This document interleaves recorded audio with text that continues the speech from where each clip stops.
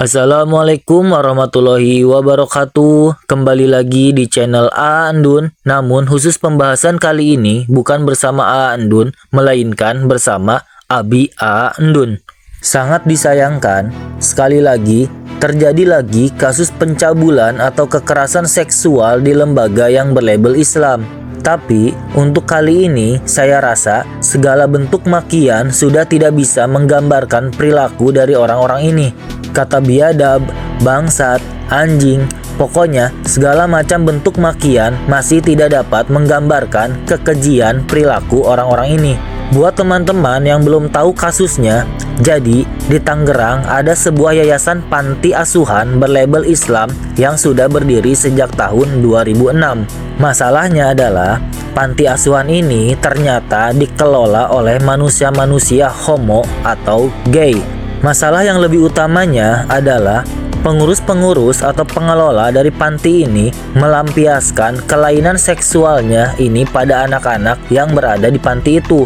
Jumlah anak asuh saat ini adalah 18 orang dan diketahui 13 dari 18 orang ini adalah korban.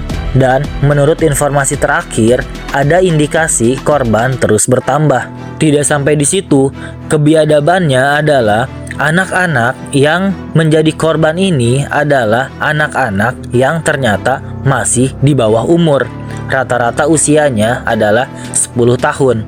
Kebiadabannya juga adalah bukan hanya menjadikan anak-anak ini sebagai korban saja, mereka juga ternyata melakukan doktrinisasi untuk menjadikan anak-anak ini sebagai penerus mereka, yaitu sebagai homoseksual. Lembaga ini juga dengan mengatasnamakan Islam, mereka mengeksploitasi anak-anak untuk meminta sumbangan yang fantastis. Walaupun selama 18 tahun berdiri ini, mereka belum memiliki izin untuk sosial. Setelah itu, uangnya ternyata digunakan juga untuk memperkaya diri. Salah satunya adalah dengan membeli mobil. Dan menurut penyelidikan dari kepolisian, ternyata di panti asuhan itu pun ada indikasi terkait perdagangan orang.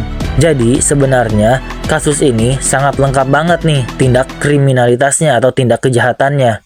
Dalam video kali ini, saya tidak akan membahas apapun yang ilmiah seputar perilaku mereka.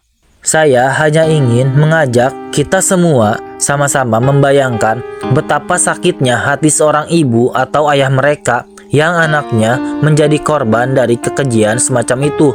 Hal ini bagai mimpi buruk terbesar bagi setiap orang tua. Rasa marah, tak berdaya, dan hancur yang muncul pasti tak terlukiskan. Tempat yang mereka kira adalah tempat paling aman dan nyaman justru menjadi tempat berawalnya mimpi buruk bagi anak-anak mereka. Bayangkan melihat anak kita yang begitu polos, yang selama ini kita cintai dan jaga dengan segenap jiwa raga, menjadi korban dari manusia yang tak punya nurani. Sakitnya pasti tak hanya melukai hati, tapi merobek setiap harapan yang kita tanam untuk kebahagiaan dan masa depan mereka.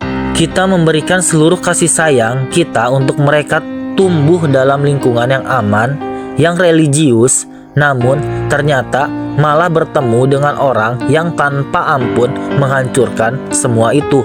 Karena saya juga memiliki A Andun sebagai anak yang saya jaga dan bahagiakan mati-matian, maka saya juga bisa membayangkan bagaimana rasanya menjadi orang tua dari korban. Sebagai orang tua, insting untuk melindungi anak adalah yang paling kuat. Ketika anak disakiti, rasa sakitnya jauh lebih dalam daripada luka fisik. Ini adalah luka emosional yang sulit sembuh, yang membuat kita merasa bersalah karena tidak bisa melindungi mereka sepenuhnya dari kejahatan dunia ini. Pokoknya tidak boleh ada ruang di dunia ini untuk membiarkan predator semacam itu lolos tanpa konsekuensi yang berat. Tidak ada yang cukup untuk menggambarkan kehinaan seorang pelaku yang dengan sengaja menghancurkan masa depan anak-anak yang tidak berdosa. Apalagi hal ini dilakukan dalam lingkup panti asuhan dengan simbol-simbol agama tertentu yang dalam hal ini adalah Islam, di mana tempat yang seharusnya menjadi tempat perlindungan dan kasih sayang, mereka malah tega melakukan tindakan-tindakan yang menjijikkan pada anak-anak. Hal ini tidak hanya telah melanggar hukum, tetapi juga melukai nilai-nilai kemanusiaan yang paling dasar. Mereka merampas harapan dan keceriaan dari jiwa-jiwa muda yang seharusnya dibimbing dan dijaga dengan penuh cinta. Perbuatan biadab seperti ini tentu tidak bisa ditoleransi dan harus dihukum seberat-beratnya. Setiap tindakan mereka adalah pengkhianatan terhadap kepercayaan masyarakat, pengkhianatan terhadap moralitas, dan pengkhianatan terhadap semua upaya untuk melindungi generasi masa depan. Hukum harus menindak mereka dengan tegas dan tanpa ampun. Begitupun dengan masyarakat. Masyarakat tidak boleh diam, harus bersatu menyuarakan keadilan dan memastikan bahwa anak-anak kita terlindungi dari tangan-tangan kotor yang ingin memanfaatkan mereka. Penjahat semacam ini bukan hanya penghancur kehidupan, mereka adalah racun bagi peradaban. Dan kita sebagai manusia harus berdiri bersama untuk melawan kejahatan ini di setiap kesempatan. Anak-anak adalah masa depan, dan setiap tangan yang berani menyakiti mereka harus diputus dari akar-akarnya. Akhir kata, dalam peristiwa ini menjadikan Islam dan lembaga pendidikan Islam menjadi korban, sehingga banyak yang overthinking mengenai pendidikan Islam, khususnya pesantren dan yayasan dengan background Islam. Pesan saya, jangan berpikiran perilaku menyimpang ini terjadi karena backgroundnya adalah muslim, sehingga membuat kita berpikir negatif terhadap lembaga-lembaga pendidikan Islam secara general.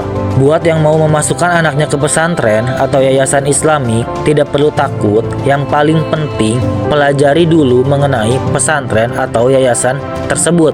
Lakukan asesmen dulu terkait guru-gurunya, sekolahannya, dan mata pelajarannya, atau bagaimana sistemnya atau kurikulumnya, atau bagaimana kesehariannya di tempat tersebut.